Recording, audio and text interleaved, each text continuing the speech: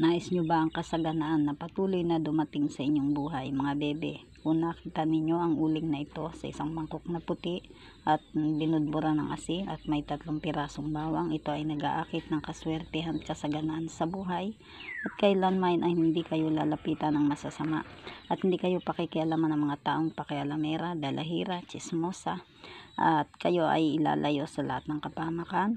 At ito ay pangontra sa mga barang, kulam, usog, balis at mga palipad hangin. Ito ay ilalagay nyo lamang sa inyong ilalim ng higaan, sa likod ng pintuan, sa inyong center table, na kung saan labas-pasok ang tao na inyong mga bisita na may mga dalang negatibong enerhiya. Yan ay kukontrahin niya ng 3 sangkap na ito. Kaya mga bebe, kayo ay humarap sa may silangan at kayo ay magwis mula alas 6 hanggang alas 8 ng umaga.